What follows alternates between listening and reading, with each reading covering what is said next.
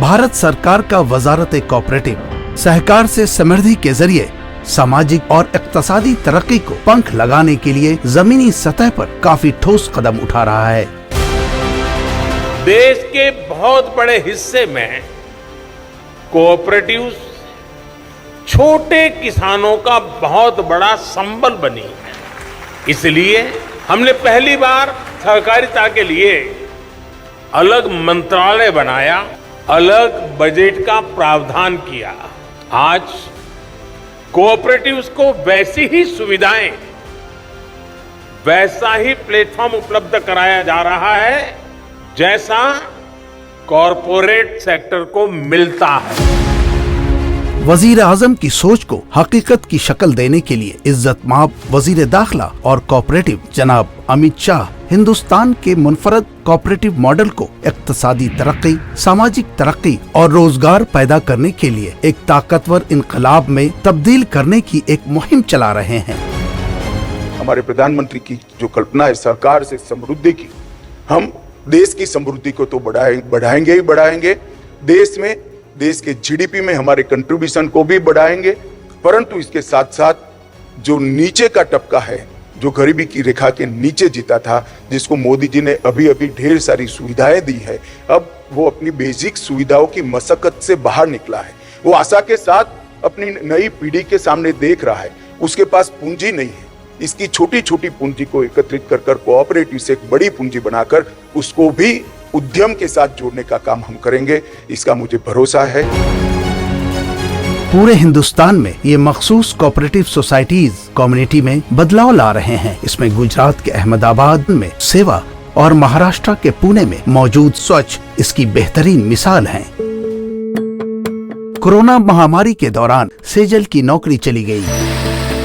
पेट पालने के लिए उसने पानी पूरी की दुकान खोलने के बारे में सोचा, लेकिन वो नहीं जानती थी कि पैसे या पूंजी कैसे हासिल कर पाएगी। लेकिन अब इसका एक बेहतरीन हल दस्तयाब है और वो है अहमदाबाद का महिला सेवा सहकारी बैंक। इस कोऑपरेटिव बैंक का क़याम 1974 में 4000 गरीब औरतों के ग्रुप ने किया था, जो सभी सेवा यानी सेल्फ एम्प्लॉयड वुमेन एसोसिएशन की मेंबर थी। हर औरत ने इस बैंक को शुरू करने के लिए 10 रुपए जमा किया। करीब 50 साल बाद हिंदुस्तान के रिजर्व बैंक के जरिए रेगुलेट ये बैंक 4.5 लाख से ज्यादा कस्टमर का एक बहुत ही कामयाब माली इदारा बन गया है। ये कोऑपरेटिव बैंक खास तौर पर औरतों के जरिए ही चलाया जाता है ताकि खुद का रोजगार चाहने वाली दूसरी औरतों की मदद की जा सके। और इस तरह सेजल को गोलगप्पे का दुकान चलाने के लिए लोन मिल गया। आज इस बैंक में लगभग 3.5 लाख खाते हैं और जमा रकम लगभग 350 करोड़ रुपए है। इसका वर्किंग कैपिटल भी 450 करोड़ से भी ज्यादा है और इसका सालाना मुनाफा 2 करोड़ से भी ज्यादा है। एक और दूसरी काबिल कद्र कोऑपरेटिव सोसाइटी है स्वच्छ। इसने महाराष्ट्र के पुणे शहर में कचरा इकट्ठा करने के काम के प्रोसेस को बदल दिया है। सुमन अपने छोटे बच्चों के साथ 1987 में पुणे आई थी और उनकी परवरिश के लिए उन्होंने कचरा बीनने का काम शुरू किया।